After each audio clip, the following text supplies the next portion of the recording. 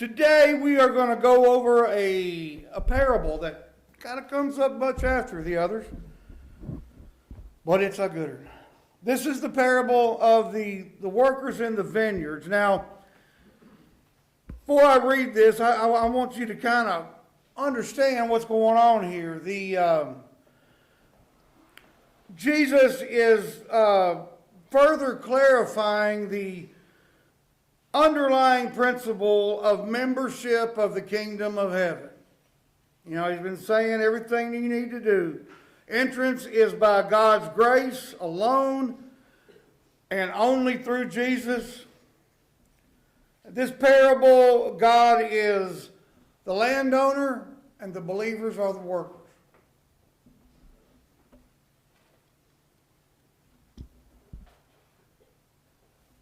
For the kingdom of heaven is like a landowner who went out early in the morning to hire workers for his vineyard. He agreed to pay them a denarius for the day and sent them into his vineyard. About 9 in the morning, he went out and saw others standing in the marketplace doing nothing. He told them, "You also go and work in my vineyard, and I will pay you whatever is right."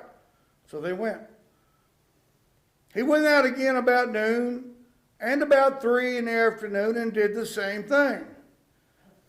About 5 in the afternoon, he sent out and found still others. He went out and found still others standing around. He asked them, "Why have you been standing here all day long doing nothing?" "Because no one has hired us," they answered. He said to them, "You also go and work in my vineyard." When evening came, the owner of the vineyard said to his foreman, "Call the workers and pay them their wages, beginning with the last ones hired and going to the first." The workers who were hired about 5 in the afternoon came and each received a denarius. So when those came who were hired first, they expected to receive more. But each one of them also received a denarius. When they received it, they began to grumble against the landlord. "These who were hired last worked only an hour," they said, "and you have made them equal to us who have borne the burden of the work in the heat of the day." He answered one of them, "I am not being unfair to you, friend. Didn't you agree to work for a denarius? Now take your pay and go. I want to give the one who was hired last the same as I gave you. Don't I have the right to do what I want with my own money? Or are you envious because I'm generous?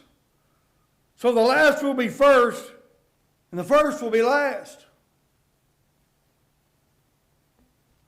The last will be first, the first will be last. You know, I bet you as I was reading that, almost every one of you in your head were thinking, I've been in that situation at work, or some other thing where, we're getting paid and you just maybe others, and maybe you didn't feel like it was fair. Fair is fair. I mean, the basic thing here is he told every one of them, "You go work, I'll give you a denarius. No hourly, no tenure, no nothing. It's just, hey, I told you all the same thing, and you agreed to it."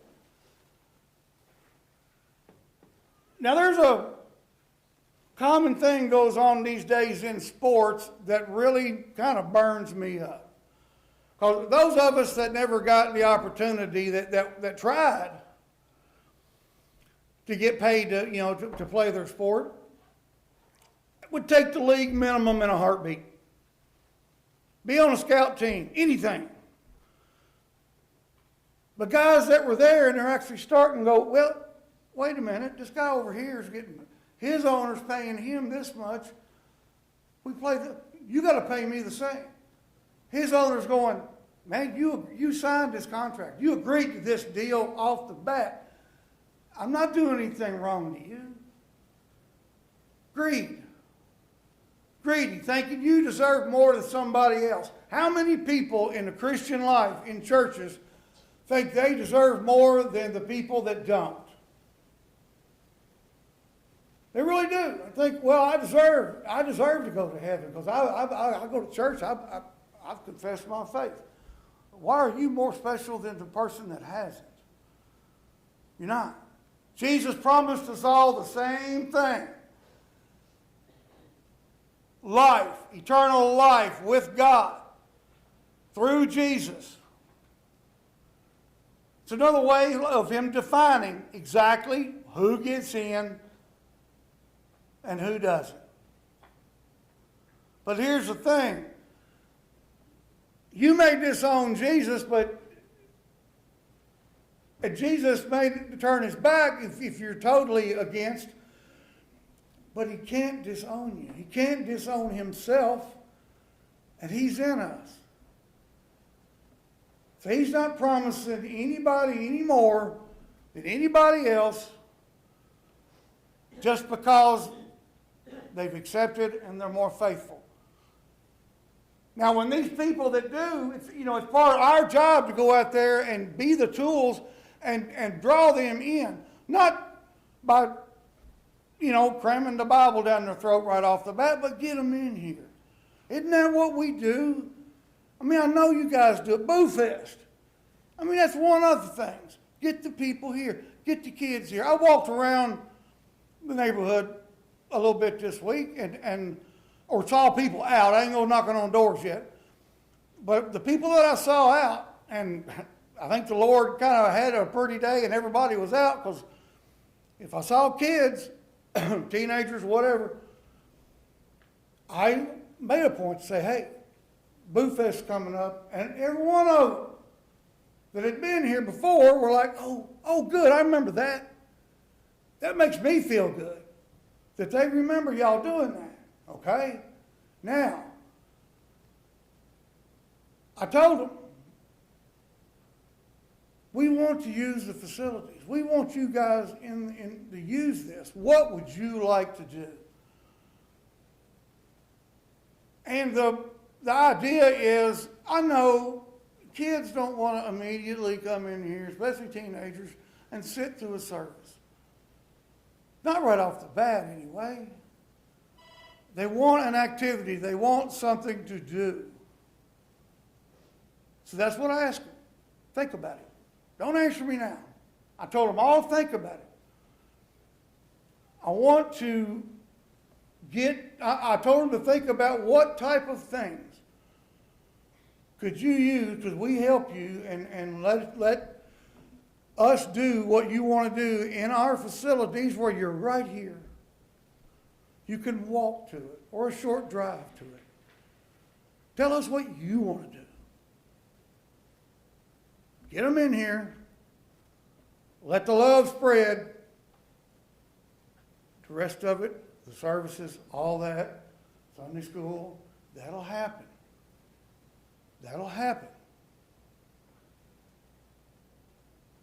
But just because we've been here longer doesn't mean, just because we grew up in it, doesn't mean we deserve any more. And I don't think I've met anybody here that would feel that way. But there are in many places. Jesus used the idea of the parable of the sheep. The one lost sheep against the 99. You got 99 sheep still herded up here. Got to go get that one.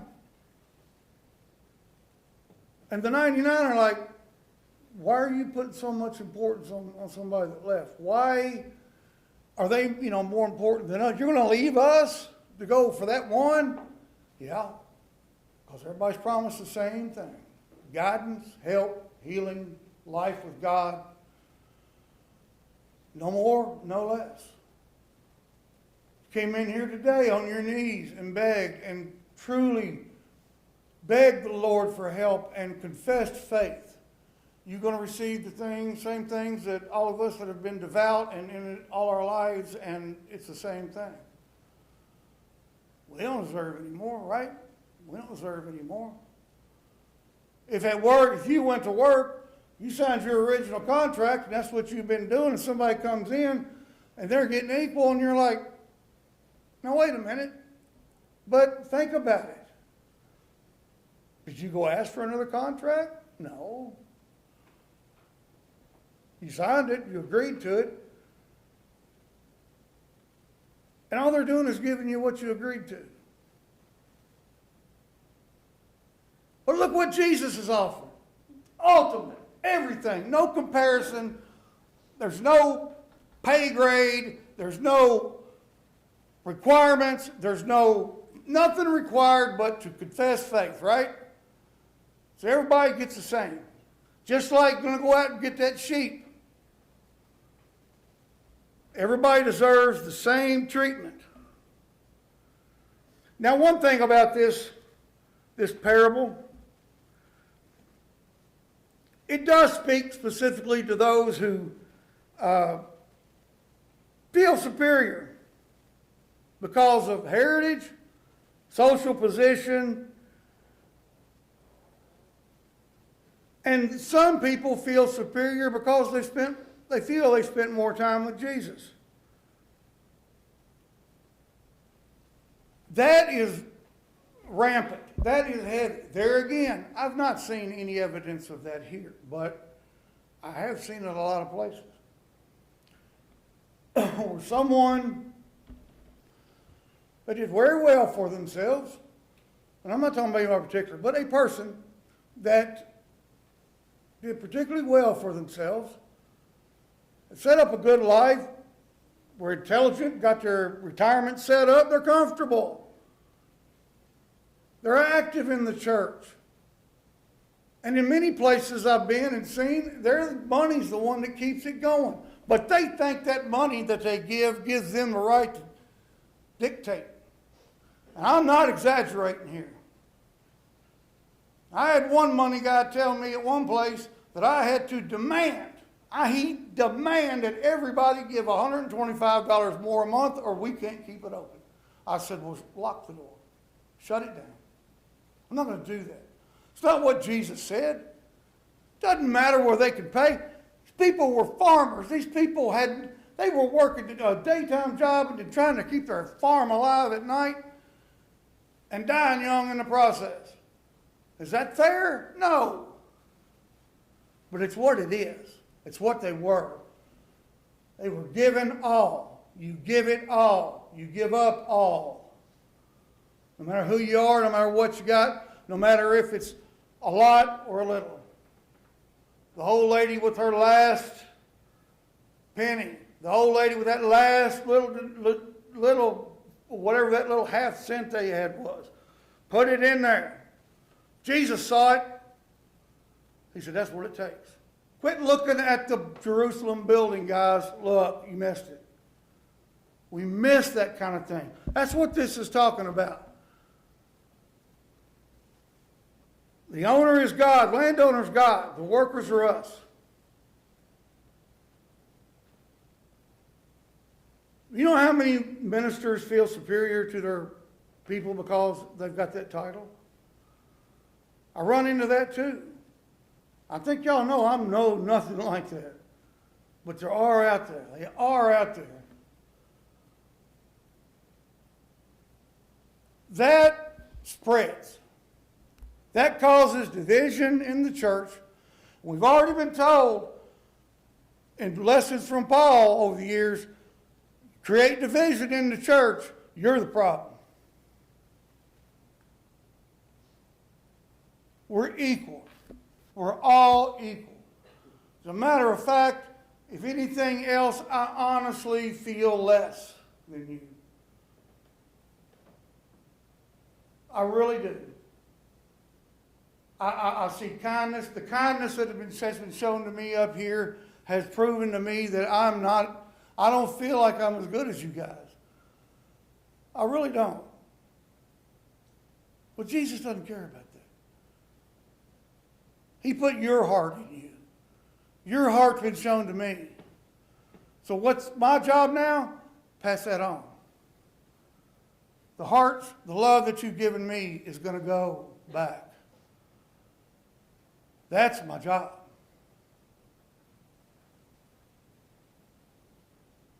But just keep in mind, anybody, and like I said, I don't see anything about it here, but if you run into people in job or whatever, and they start downgrading somebody,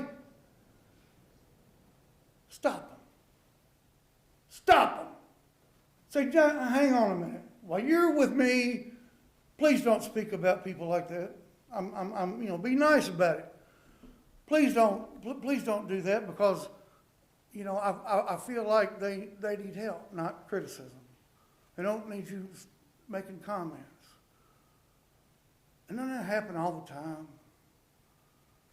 And I've been the subject of some of those comments that I've heard about later. It hurts.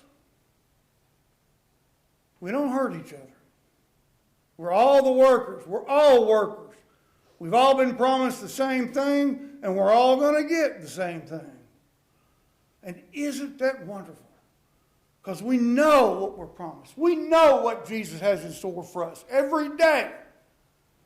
It's not in the future. It's not a heaven. It's not something up in the sky. It's right here. It's right now. It's every day. And when the day comes that you die, you are going to go back to that form that God made us in. You're not going away. Jesus has promised us that. And I believe it. And I trust it. And I think that goes for everybody. I don't care who you are, what you are, how you feel about yourself. Because one of the biggest problems in this country is there's too many people that feel bad about themselves for whatever reason because of other people's opinion. They think they deserve more. They think they've done more. They think they're prettier. They think they're richer. That's not the grading scale here. It's what Jesus says. It's what God said. I will go work in my vineyard. I will pay you and offer you this. And you jump on it. And then you complain about it later when some newbie comes in and gets the same thing. No, that's not the way it goes. Your heart has to be in it. Your heart has to be pure. We are the workers. We have to act that way.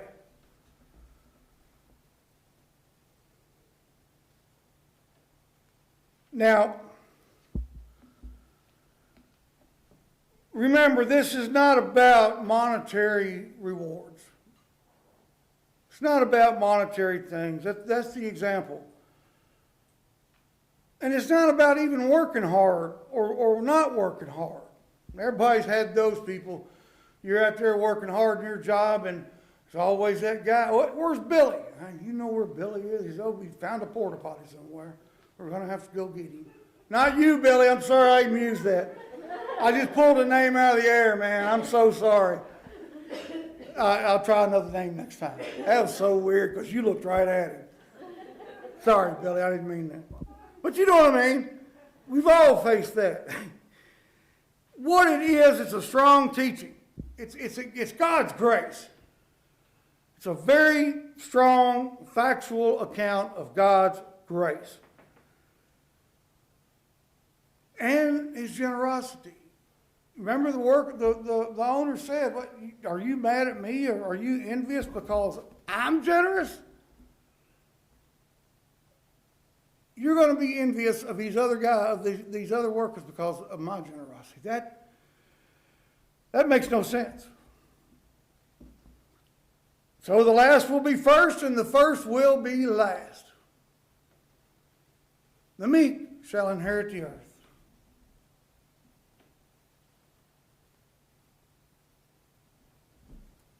I think that's a good way to think. The minute you start feeling overly confident or overly better or overly better or whatever, remember, don't start thinking you're first, because you're going to get dropped the last. And if you're last, hang in there. Do the work. Do what you agreed to do. Do what you know's coming. Do the work. And you're going to wake up on top.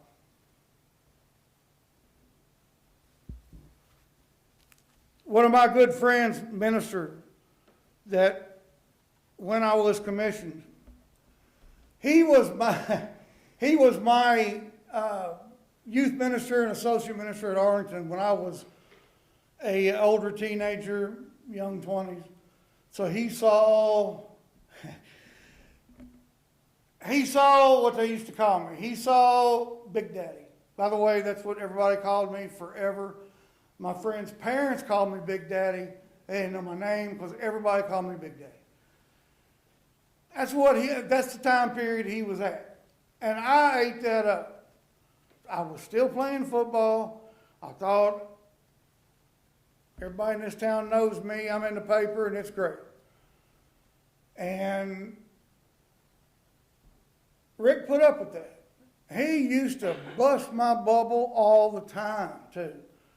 Every time I'd get to doing something, like an idiot teenager or young 20s, and Rick would always be there to pop, come back down to earth, son.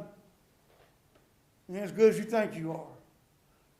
Many years later, right before I was commissioned, I was doing supply preaching at a little place in western Kentucky down below Nelson County. Rick Loader was at Bardstown Christian then. Nice, big church, new building, and he was just really on top of the world, but he was the exact same guy. So on the way back to Lexington, I stopped, visited with him, we talked. He got all over me because I'd gained so much weight. He asked me some questions about the ministry, and he just ripped me. And I knew what he was doing. And I went home and I studied. And he drove me. He was like a coach. He knew what button to push to get me to really get into it. I did it. And about a month later, hey, Rick, hey, Rick, got my commissioning set up. It's going to be this date, and, it's a big deal for me. It was 5 years of schooling I'd finished. And then he contacted, well, that's good. And I said, yeah, man, everything is great. It's just been such a snowball.